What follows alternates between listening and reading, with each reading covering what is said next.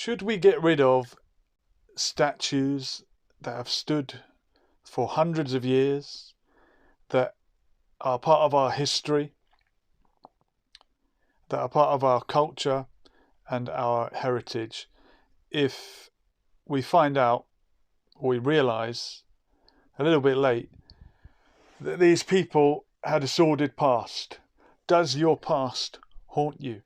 I'd love your opinion on this. It's 07491 751 203. I have a feeling it's going to be one of these polarising questions. Most people will be very much in the yes camp or the no camp, pretty much like Brexit.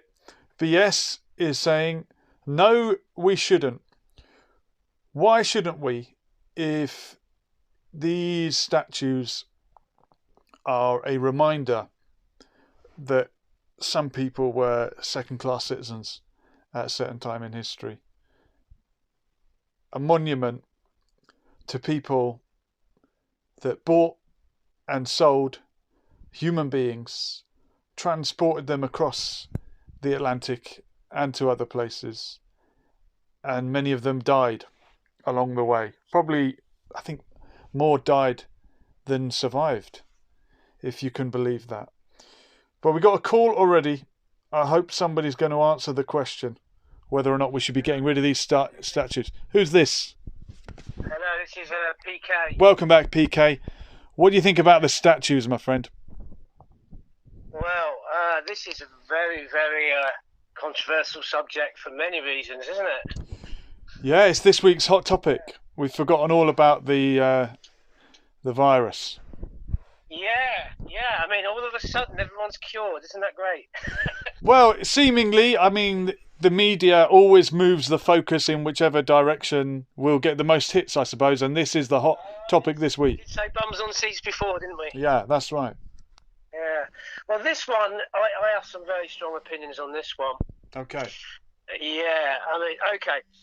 First off, I think where people are going wrong with the interpretation of what statues mean is you hear it quite often that they say these are heroes, that people on statues are all heroes. Now, to some they may be, but also they are marking men who have, or women, who have a point in history, something exceptional happened, or their legacy over a period of time has left stories. You know, with Sir Francis Drake, the Armada, the Spanish Armada. Is he one that's up for being brought down, Sir Francis Drake? Let's talk about it. I heard online. Basically, Portsmouth was where the fleet, British fleet, English fleet used to sail from. If you probably know this yourself, Julian. And so Sir Francis Drake, the Armada. There's also, so there was talk of that. I don't know whether it's happened. There was also, just now I've watched a video on YouTube of these two guys were asked by a reporter what Cecil Rhodes statue in Oxford. Yeah. And they said, yeah, we want it removed.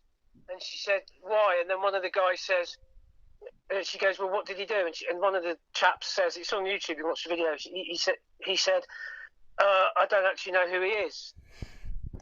So you've got people sort of protesting. Angry, but not sure which direction to vent their anger, maybe. Yeah, more than likely. Or another thing is, well, how can you have anger if you don't know the historical context of the individual that you want removed from the plinth?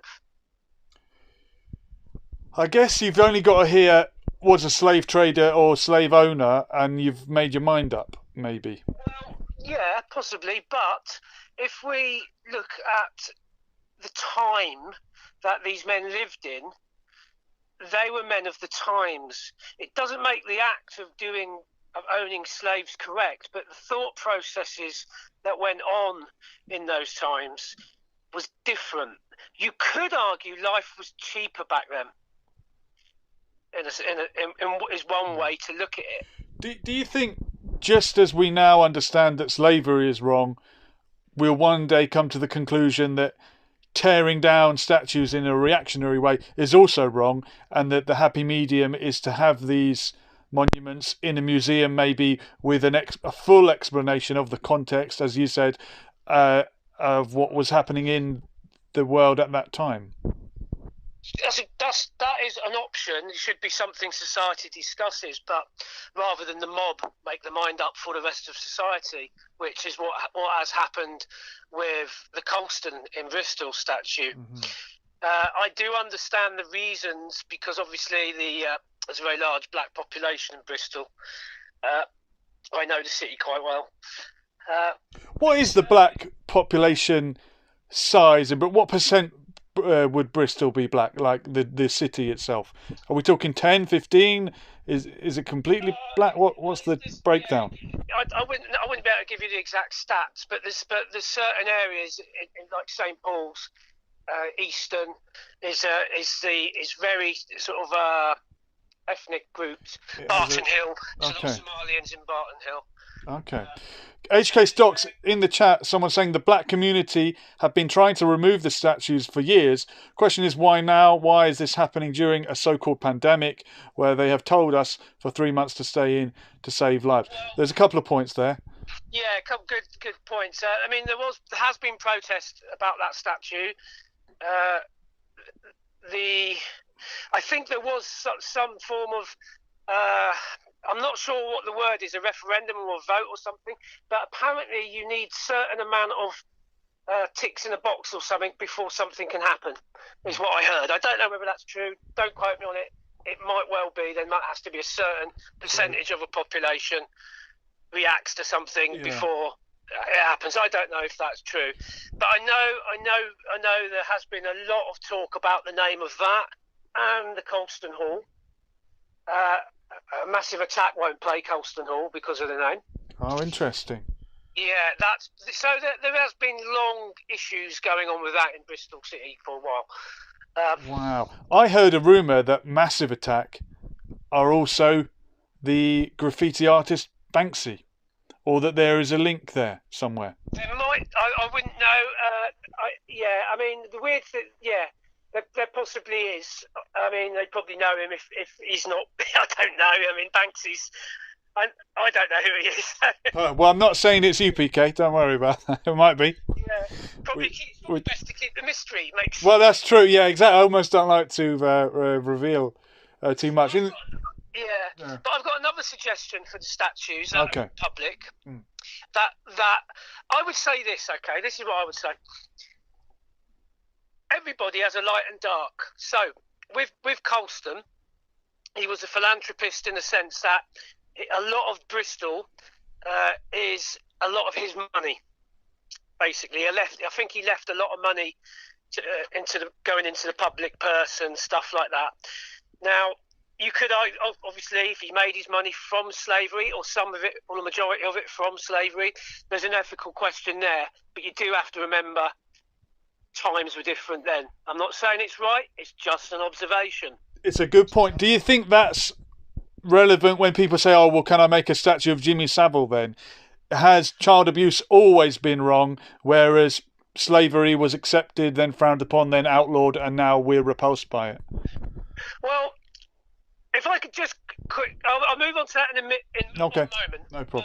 What I was going to say with Colston, right, or people to do with slavery or perceived atrocities in the past, okay? What I would say is that perhaps, instead of tearing down history like that, what about amending it? So perhaps I had an idea, which was make some bronzes and I mean, I don't know whether people would find this offensive or not. Again, these things should be talked about rather than the mob acting. But get some bronzes made, some effigies of some like how slaves would have looked on, and have them sort of standing around Colston. Oh wow! And then with some chains sort of linked to him as a context for eternity. And you can everybody can see the Wow. relationship and what happened and what he done. Wow. So instead of just smashing things up, which has some shameful past, in a sense, people like it because it offends their sensibilities. What about amending to these?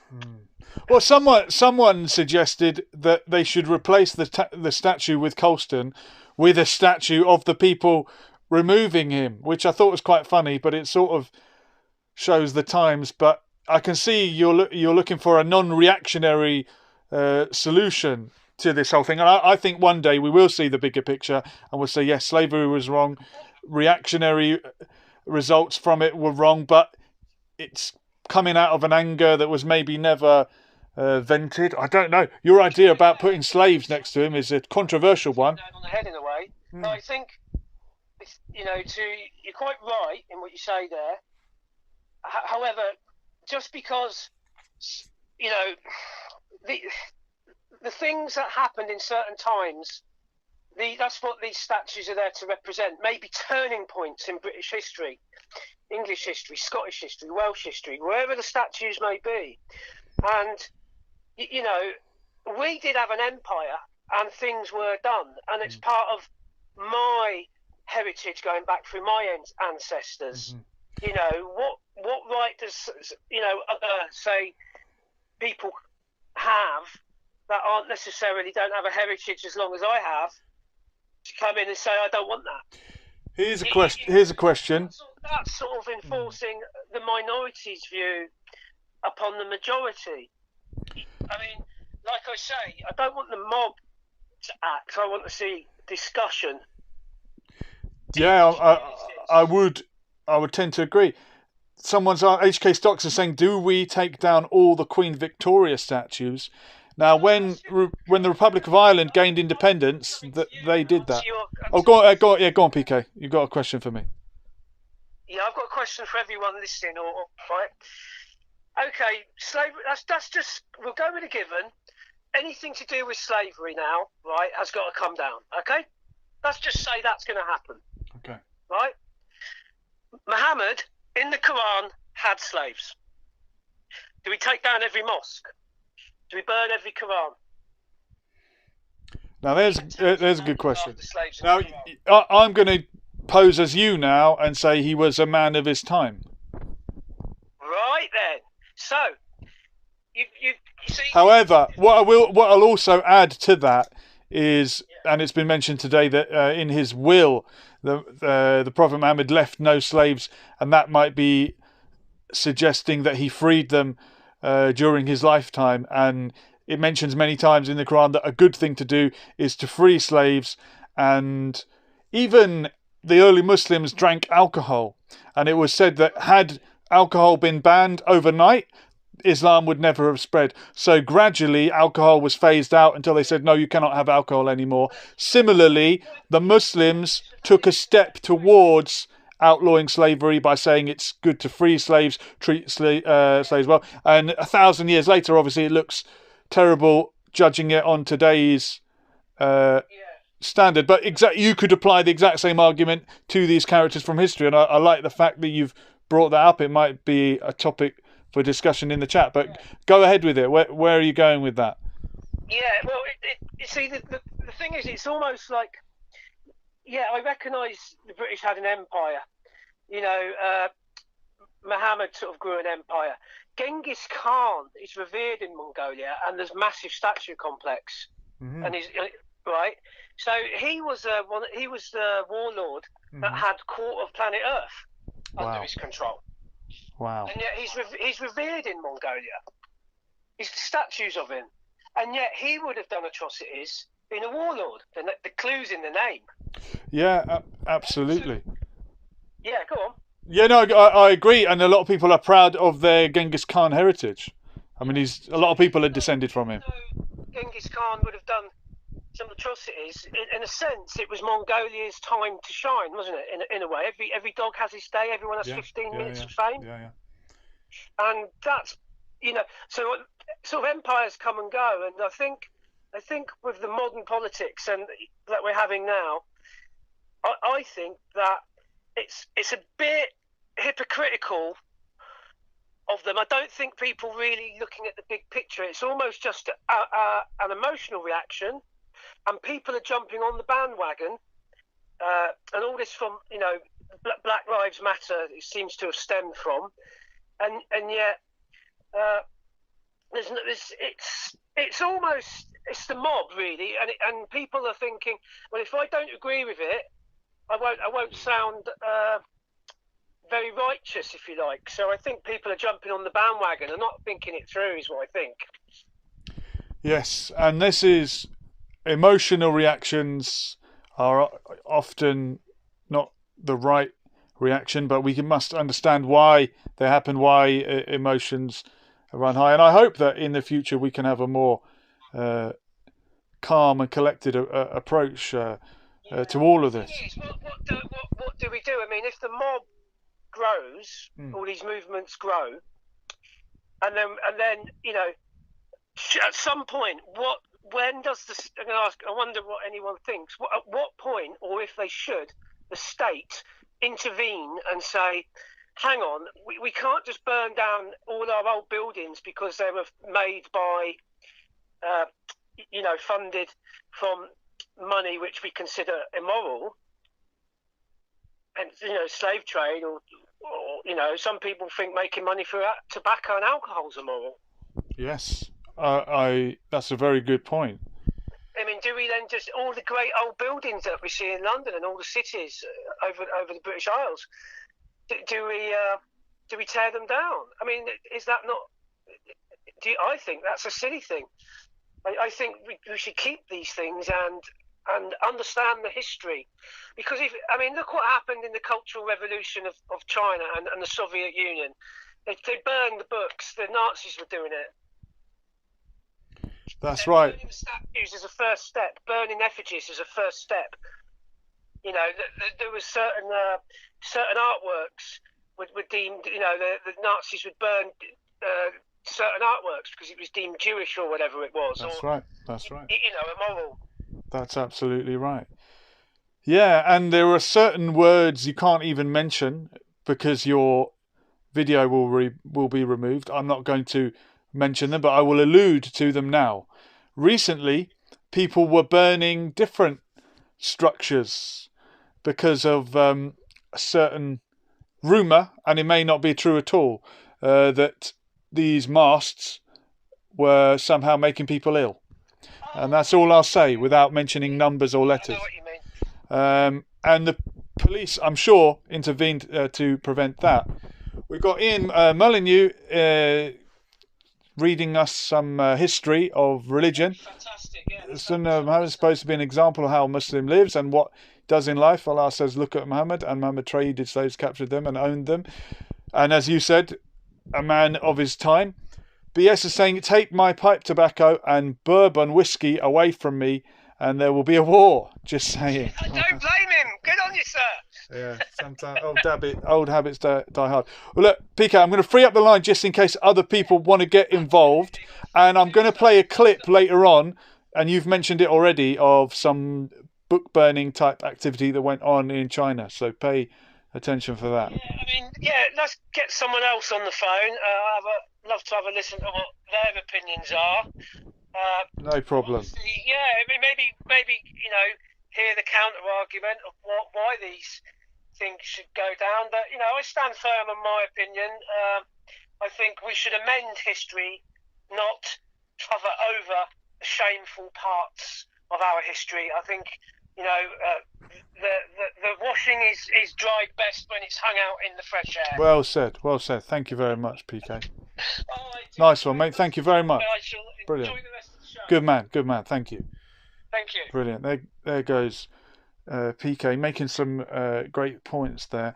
And the truth is not going to hurt anyone, is it? If we find out the whole truth about these people, that they did some good, some bad, but maybe we're just so upset at the moment that we can't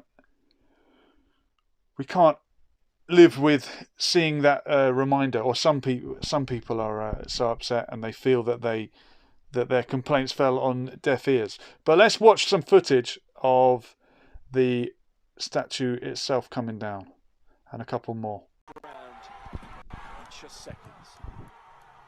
Statue to this 17th century slave trader. There he goes, they're rolling him over. 120 years. It now lies at the bottom of the city's harbour. Into the drink. And I did show a clip, uploaded a clip of Saddam Hussein going down, and of course we were cheering that over here, and that was in somebody else's country. What right did we have to tear down a statue thousands of miles away?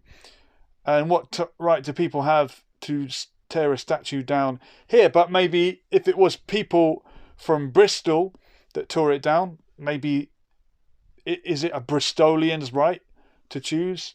But there are avenues and petitions, and maybe we can get these things changed, and maybe we can follow the law. Maybe we can use the avenues provided to us within the law to get things changed. I think it was a very interesting moment when it came down, and people did highlight the fact that it was, I think, 4 white guys and 1 black guy bundling it into the sea. So it wasn't a case of black people, a minority in Britain, although a sizable community in Bristol, sort of taking over and erasing a part of history. It was very much a group of diverse sections of society coming together to get something done. But could there have been a better way? Maybe. We don't know. Let's have a look at another clip of some destruction. I think that's Christopher Columbus. And this is in America. He's on fire.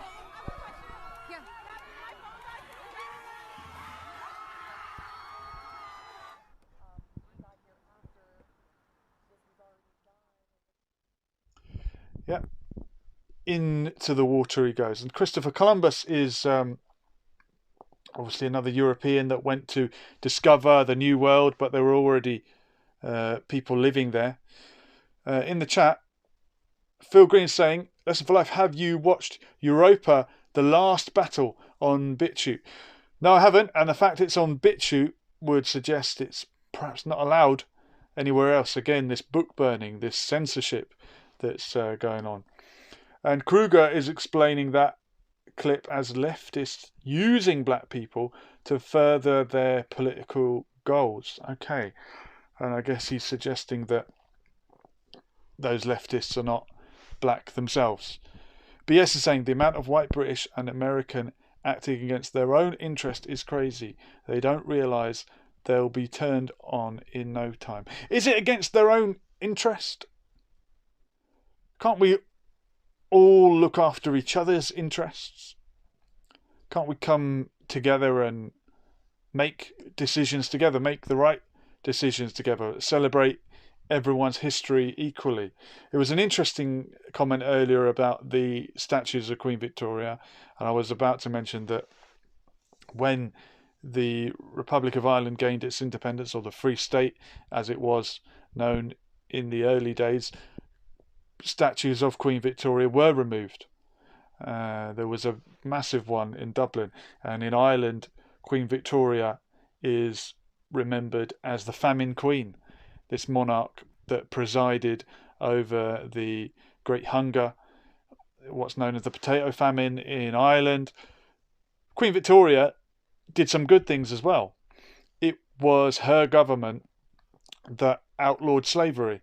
So on the one hand, she outlawed slavery, a step forward. On the other hand, she's regarded as having presided over what some call a man-made induced famine that was exploited as a political opportunity to quell the masses in Ireland who were uprising and asserting their right to self-determination and striking a blow for their independence. So Queen Victoria, when people admire her, I tend to bring up the bad that she did, but I acknowledge she did good as well. And this is the thing, we're trying to portray people as black and white, as all good or all bad.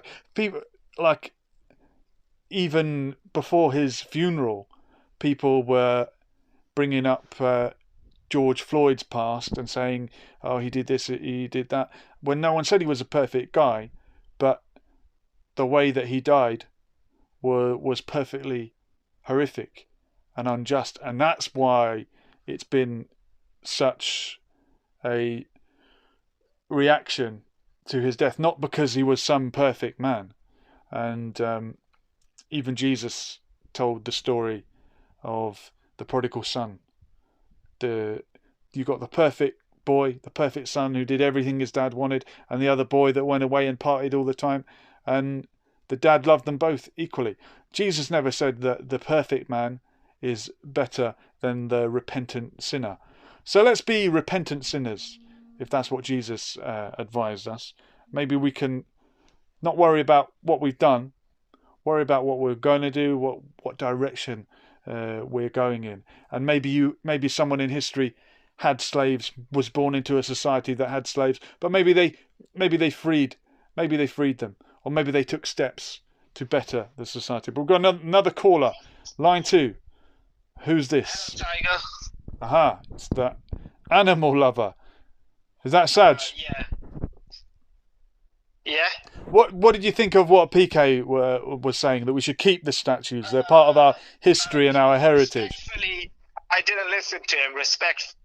Well, that's very disrespectful. What do you think of the whole statue debacle? Should we get rid of them? Should we put them in a cupboard? Should we throw them in the sea? Do these people deserve to have them? That's what you must question first.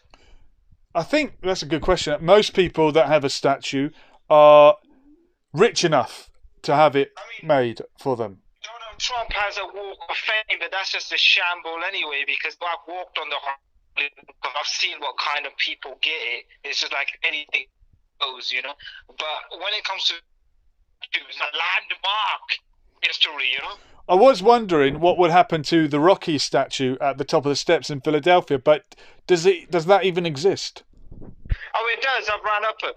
What? So there is a statue of Rocky there. Yes. I thought they only put it. I thought they only brought it out for the film and then put it away when they weren't filming. Homeless people. All right, Saj.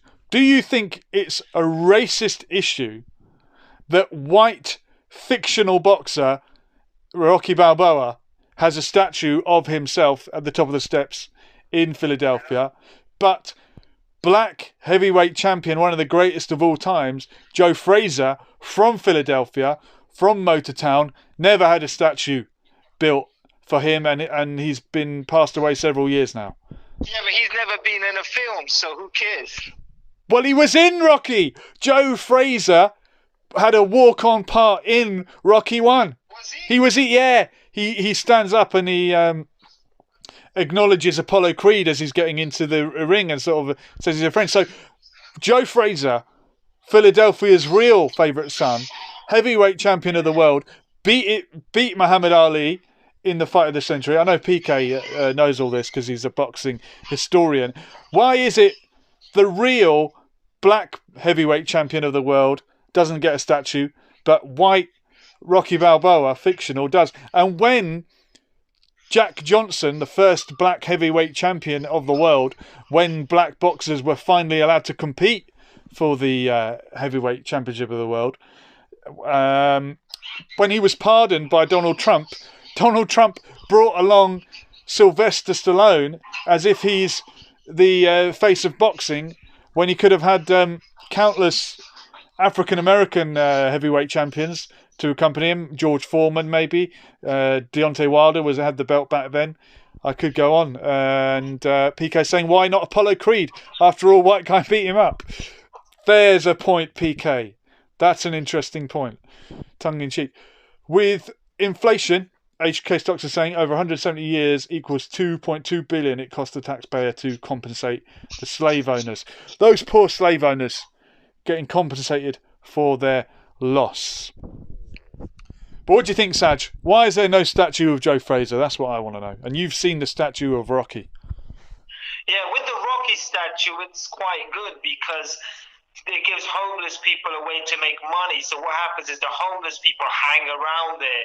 And obviously, if you're a lone traveler like myself, you get caught up in the mix and want that perfect selfie or that video running up the steps. And they're trying to charge you $20. I gave them a $5 and told them to beat it, you know? Wow. So it's kind of making use of why it's there. You gotta understand that Rocky Balboa is a real life person, and Joe Frazier was just a fictional boxer that had his little, shine.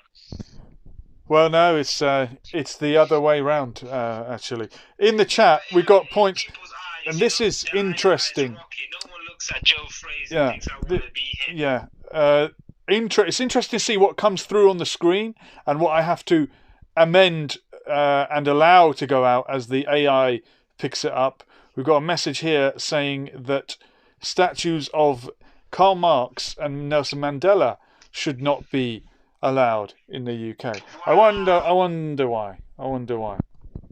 HK Socks saying there is a statue of Nelson Mandela in London, and he's accusing him of being a terrorist, just as Margaret Thatcher accused him, and David Cameron was all on board with the Execute Mandela brigade when he was in university. But people forget that these same people, when Nelson Mandela won, they immediately changed their allegiance and started praising him and started trying to jump on the bandwagon and get the votes. When it became cool to be black in South Africa, they all wanted to have a piece of it.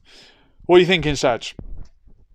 Yeah, so basically San Francisco, there's a Gandhi statue there. How do you explain that one, Well, Mahatma Gandhi resisted the British Empire. Is he another one of these characters that is portrayed as friendly and cuddly and never smashed anything up? He went on hunger strike, which is a non-violent form of resistance, although it's an act of aggression towards yourself. Who said that protesting had to be peaceful? But people do elevate MLK and Mahatma Gandhi as the sort of poster boys of resistance because of their non-violent approach. I don't know if that's so as to discourage people from picking up a brick.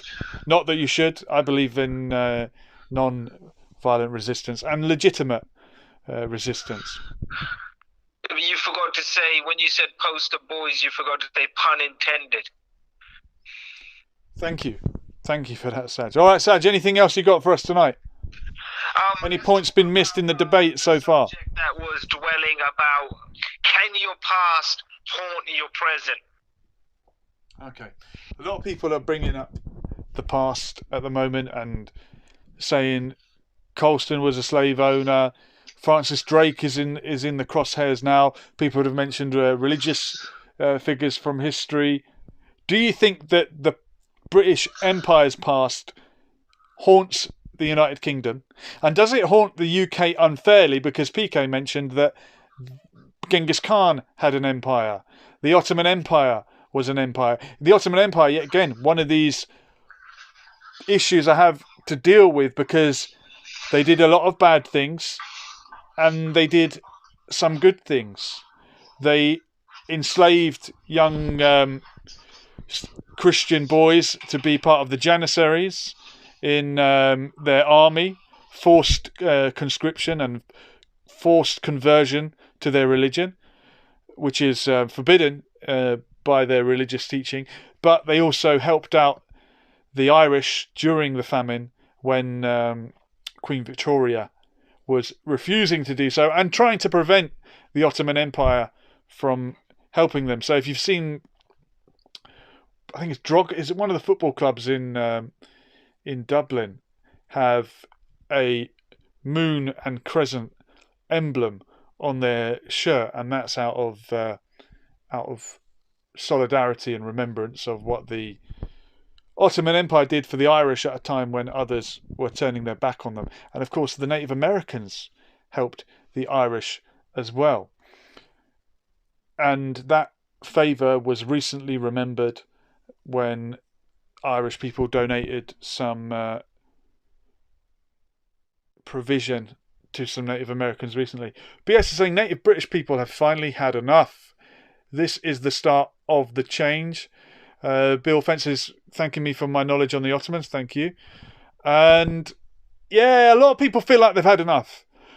The black people and others that tore down the slave owner statues will tell you they've had enough. You're telling me that British people have had enough. I don't know why we can ever talk collectively about whether you might feel you've had enough. Can I speak on behalf of every white person and say white people have had enough? Maybe a large section of white people have had enough. Black people have had enough. We've all had enough. I think Corona made us mostly feel that we've had enough. PK is reminding, so as discussed, all empires have been naughty at some point. Yeah, empire is not a good thing. And I think this is something that the left and the right, whoever the left and the right are, I don't know sometimes, can finally agree upon. And a lot of the Julian Assange rallies that I've been to, and trust me, if we had a Julian Assange rally outside Parliament, it would be shut down, or at Hyde Park, it would be shut down very quickly. Julian Assange has inspired a lot of people on the right and the left to put the differences aside and say what we are against is empire. And I think the like-minded people on the right will agree with the left that empire has been terrible throughout history and is not something that we want to perpetuate now. And Ian is saying Hadrian's Wall is the boundary of the enslavement of the English. Maybe knock that down. That's interesting. Yeah, how far can we go back? How far do you want to go? And whenever I see some graffiti or some vandalism, even what you see scrawled on Churchill's monument, I think to myself, well, if I was reading that graffiti in 1,000 years from now, or 10,000 years, I would be regarding it as some kind of fascinating cave painting and a window onto the past. But when it's fresh in the mind, we treat things differently. All right, we've got another caller. Oh no, we lost him. I think that was Saj trying to get back in. Saj, if you want to get back involved, you're welcome. Or the lines are open now. 07491 751 203 if you have a differing point of view, where we love to hear you. Bill Fence is saying slavery is happening today in Africa and the Middle East. It's certainly happening, I know for a fact, in Libya. It's a point that we've made before. And PK is saying, what about corporate empires? Yeah, I think all empire. The very definition of empire, conquering and taking over other people, it's got to be a bad thing. It's got to be frowned upon. Indentured slavery continued long after slavery was outlawed. That's a point from HK Stocks. And it's funny the difference between indentured servants and actual slavery. This point has been brought up. People mention often that Irish people were taken to the Caribbean more often as indentured slaves, whereas the black people from Africa were there as slaves for life. So the Irish Europeans had an opportunity to work themselves out of this slavery after a period of 10 years, 15 years, or whatever it might be, whereas the black people were there for life and would live and die as slaves. However, some people pointed out that this led to abuse of the indentured slaves, who were then worked harder and worked to death before they could be granted their freedom, but at least they had that sight of light at the end of the tunnel, that they would one day be free. We've got another caller. Who is this? Hello, can you hear me? Just about. Let me turn you up and you're with us. Thank you for calling. Can you hear me now? Yeah. We hear you loud and clear. Okay, perfect. Well, just to add on your point about today's subject, just sharing my my personal views about racism. Okay. I don't know how to say what color I am, but I am not white. Okay, that narrows it down. Not white. Are you black? And I'm not black. You're not white and you're not black. We're playing Guess the Race with a mystery caller. We've ruled out white and we've ruled out black. Any guesses in the comments? You can feel free to have an attempt. Okay, you're not white and you're not black. What's your take on racism then?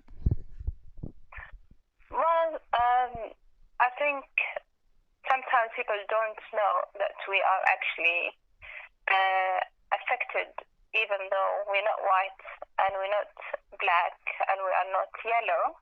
Okay, you're not yellow. Okay. That's not PC anymore, is it? You can't say anything these days, yellow. I know. I mean, until when do we have to mention people by their color? Is that something right to do? Does that sound like a racist comment if you call somebody by where they look they are from? Is that a fair statement? Well, it's funny. I think ever since we decided that being racist was bad, people have had a paranoia about mentioning race. And you can be in a staff room asking, which teacher is it teaches that class? Mr. Smith. Oh, who's he? Oh, he's very tall. He's quite a big guy. He's about 4. No one wants to say he's black, even if he's the only black teacher in the school. We've become so paranoid, perhaps, about the fact that we are racist and not wanting to appear so, or because it's been drummed into our head, racism bad, racism bad, racism bad. Therefore, people think mentioning race is bad. Mentioning race does not make one racist. Hating someone's race is what makes someone racist. I'm not racist if I refer to you as a brown person or a yellow person or whatever it is you are, mystery caller, unless I'm saying I flipping hate brown people. Does that make sense? I mean, yes, it does. But the problem that we have nowadays is that the minute you are out there, people look at you, how you look, where you are from. And someone's had a guess, caller. Someone's guessing that you're Palestinian. What you are, where's your heritage is. They straight away they assume, they make assumptions based on your look or based on your color, isn't it? Yeah, but what's wrong with that? And PK is asking a good question. Should someone be proud of their ethnicity? Now, I know what our good friend William would say, because he gets very annoyed about this, and he says, why should I be proud of anything anyone else has done? I should be proud of what I've done. Which is a good point. Maybe we should not be proud of our race, because what did we do to contribute to what our race did? But equally, if we shouldn't be proud, then perhaps we shouldn't be ashamed of what people of a similar colour did. So this cuts both ways. I mean, I'm going to tell you where I am from, and I'm very proud where I'm from. Here comes the big reveal. And like almost by the end of the call. And I've seen some of the questions here ask her what she thinks of Black Lives Movement, isn't it? Yeah, Black Lives Matter. I have been out in the protest. I know some people were quite unhappy about people going out while still COVID-19 and why are people out there. But I did go out and I raised my voice and I took footage of what was happening and I tried to share it as anything that has been unjust and anywhere in the whole world, I will go outside and I'll stand by them. Oh, thank you very much for your call. Go on, big reveal. What's your colour? Just to say where I'm from, because I'm very proud where I come from. I am actually brown. Okay. And I am from Yemen. There you go. No one guessed it. We had one guess that was Palestinian, and someone was correct to say that you're Arab. But are all Yemenis Arabs? Is that fair to say? I mean, the majority, they say pure Arabs are Yemen, and I'm not even sure if that's a racist say. I'm not even sure if that is if somebody says the origin Arabs comes from Yemen, that might also upset other Arabs and say, oh, what do you mean by that? As I have seen some Egyptians say, but we're not Arabs, we are North African, and they don't want to sound like they are Arabs, but they speak the language. So even like being Arab sometimes is confusing, because some people say if you speak the language, then you are an Arab. Mm-hmm. Egyptians say no, we are North African. So, Yeah, this is why I always say identity is multi-layered, and Arab is an identity. Originally it might have been a race, but people have adopted the language, and now it is a multifaceted identity. Well, look, thanks for your caller. Thanks for your caller from Yemen. Thank you. Wonderful. Thank you very much. Yeah, and this is the thing. Identity is very multi-layered. And earlier on, I was talking to PK, and we mentioned about Bristol and the identity there and the ethnic makeup. And we tried to hazard a guess at what % of Bristol is black. And he mentioned there's a sizable black community and a lot of Somalians there, I think he mentioned. And Somalian people have been going through a kind of identity crisis recently. People question, are they black? Somalia is a member of the Arab League, but you might not really call it an Arab country. They're certainly African. So ethnicity, identity is always multi-layered. But we've got another friend phoning the show. Welcome. Welcome, Salam Imran. Thank you for calling. Alhamdulillah.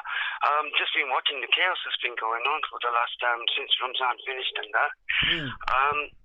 I think the thing I found for the Britons is when you start pulling out threads, right, it starts removing history. Now the lessons that we've learned, obviously it shows that civilization in England has they've evolved. They let go of slavery rather than holding on to slavery, and these are like let's say icons that let us know that these were the type of people that existed. But look, we've moved from that. We know that was wrong. We've moved on from that, and it's a progress that goes on. Now, instead of focusing on statues, there's so much oppression and slavery going on everywhere.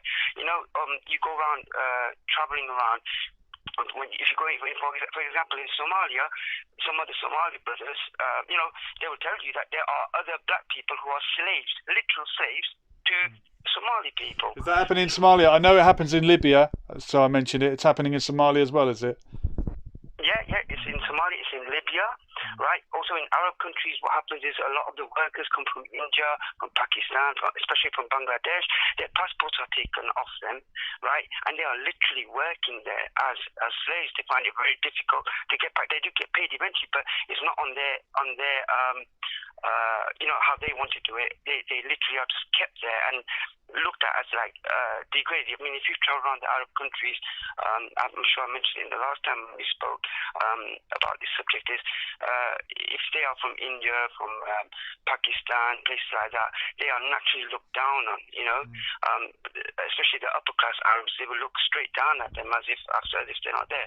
In India, with the untouchables, you see the way they're treated. These are human beings. They're treated even worse than slaves, right? And somebody mentioned earlier about the Prophet Muhammad, like you said, it's the time that was there. At that time, slavery was rampant. But what the Prophet Muhammad did was, he explained to people that set them free, give them your clothes, give them your food, and set them free as soon as you don't own that life. Another point on that one. Sorry to interrupt, Ron. Just another point. No, of course.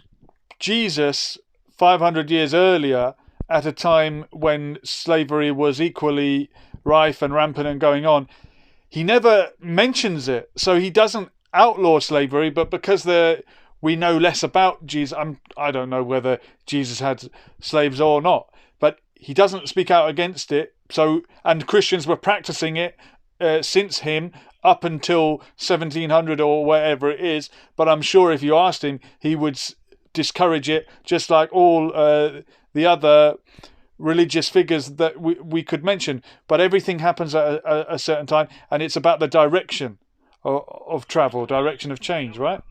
June, you've hit the nail on the head there. Like you said, when they tried to do the tax system, they said, let Caesar's thing remain to Caesar.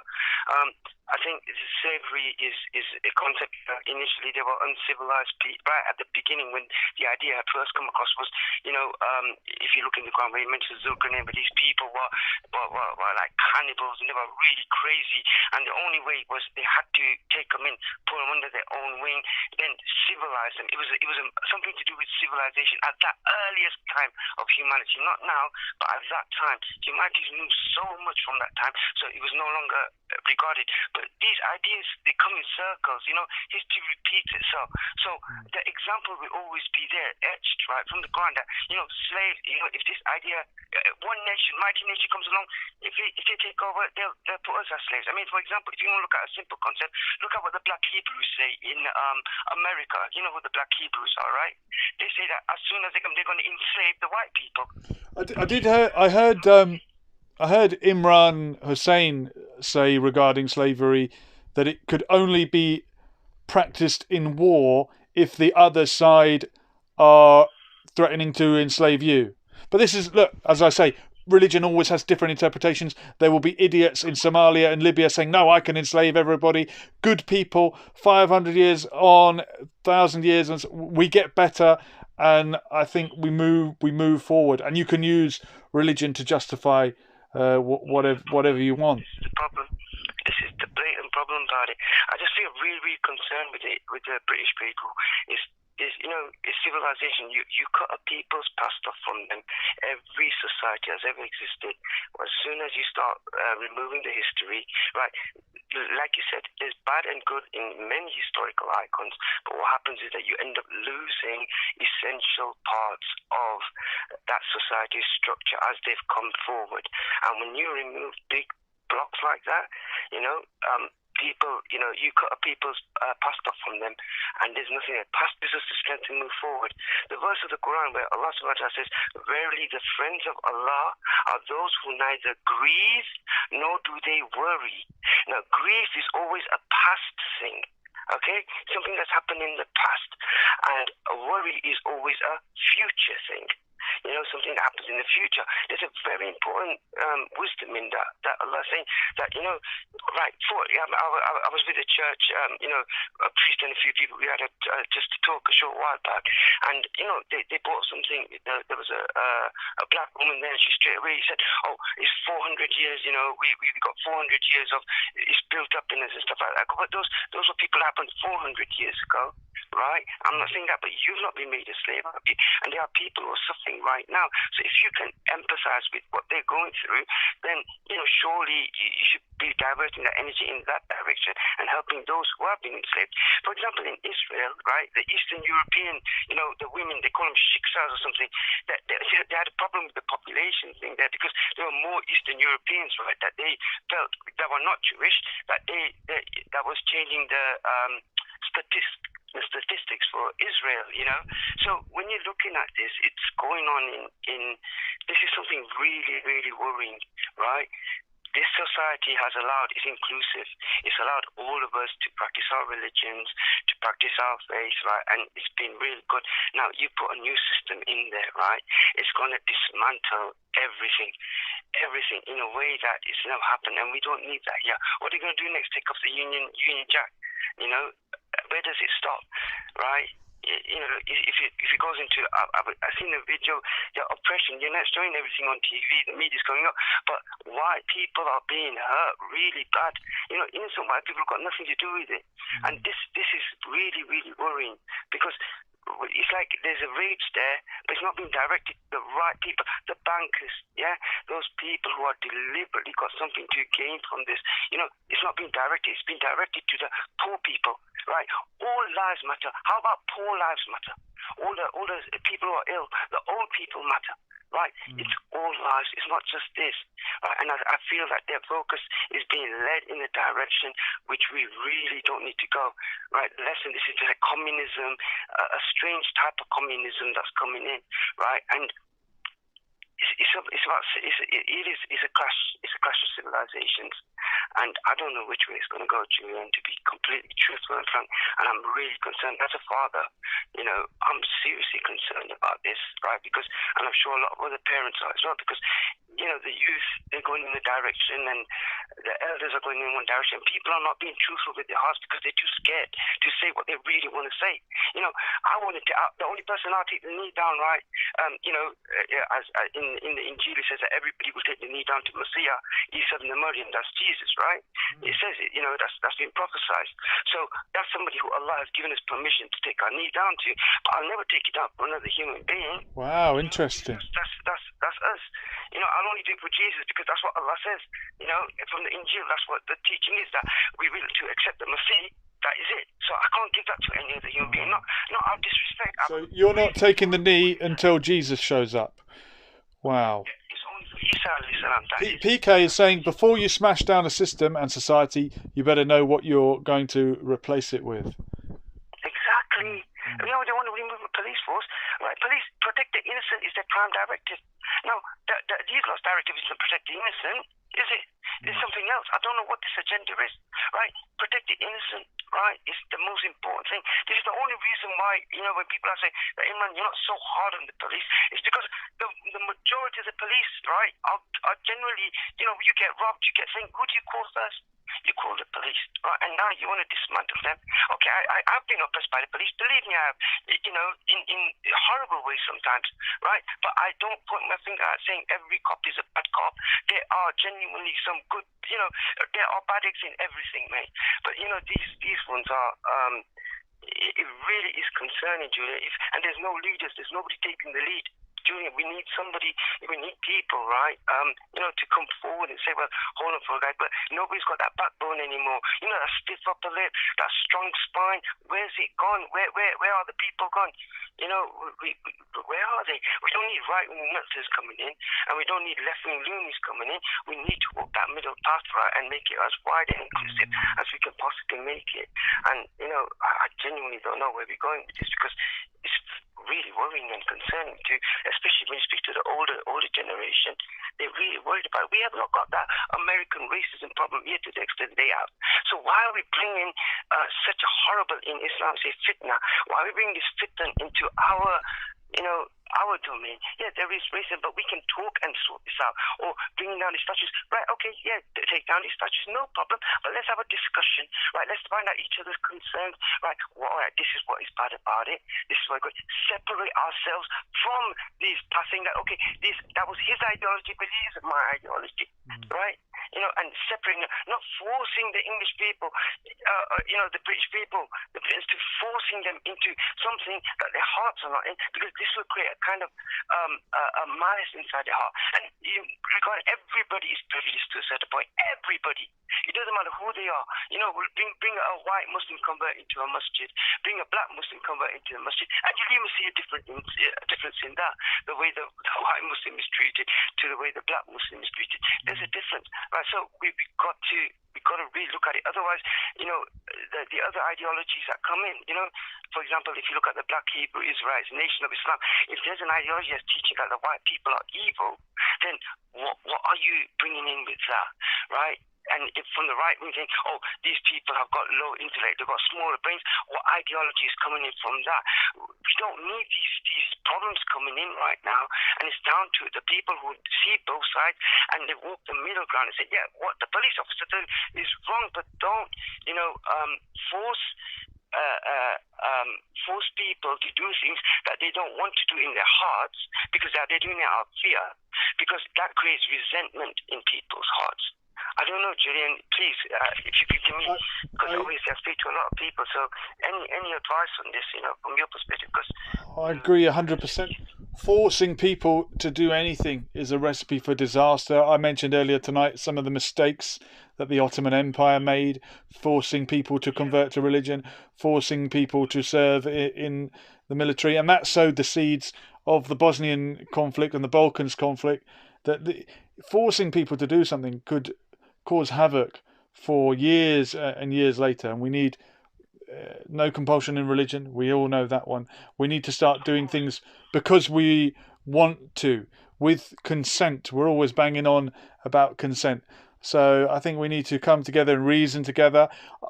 I wonder what will happen this weekend. I hope nothing terrible. I hope anger doesn't overspill. Ian in the chat is asking if I would ask you, did you vote Labour? You don't have to answer, but that's the question. I genuinely, I used to vote a lot before, but after I started to lose faith in it, because, if you don't, there's people, when we vote, it doesn't change anything. The one biggest error that ever happened was the Iraq War, right? All of us got together for that one, didn't we? The whole country, right? And they didn't listen to us. Yeah, and I think that... Right, and that broke my heart at that point. Yeah, if they wouldn't listen to that, what would they listen to? We all got together for that protest, right? Thousands of us. It was the most peaceful thing as well, right? And look, nothing. Right, and now this violence that's not even in our country, right?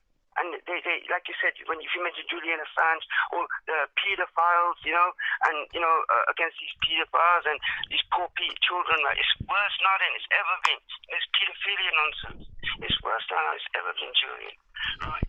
Nobody wants to do anything like turning a blind eye, right? If you want to look for the black brothers and sisters, right? Go Africa, the diamond mines. You want to see slavery, little children, right? Horrible. It's horrible, terrible things, right? Child soldiers, it's everywhere, and they want to focus on statues. Do you know what's happened to humanity, mate? Seriously. Imran, look, the bright side is we've got people like you, we've got people like our friends in the chat who are thinking about these things and coming to reason together. Look, Imran, because of time, I'm going to wrap it up, and I'm going to thank you, and I hope you call again. Of course, James. Thank you very much. Thank you. Stay safe and keep up the good fight, man. Hope out of despair all the way, brother. All the way, inshallah. Same to you. Bless you and your family. Thank you very much. Thank you so much. Thank you. Wonderful. Thank you. Welcome, Sam. There goes Imran, regular contributor. Wow. It's been a great chat. And as ever, we've exchanged differences of opinion. We've got one more caller. You've got 1 minute to wrap up the show. Whoever you are, the last word is to you. Oh, Mac, go for it. I just wanted to point out most of these Muslims, they quote Quran and stuff, but one of the major things that they should know is in the time of the Prophet Muhammad, if you miss the day of fasting, you'd either have to feed 60 slaves or free 60 slaves. So there was a ruling on that time where you would have to free 60 slaves if you missed the day of Ramadan. So if you miss 30 days, so imagine 60 times 30, how many slaves then you would free. But this is something I wanted to highlight as well, that not many of your Muslim callers did mention anyway. Well done, Mac. Well done. Free a slave, do a good deed. Well done, mate. This has been Lessons for Life, and we'll do it all again soon. We were here, we're gone. Latest.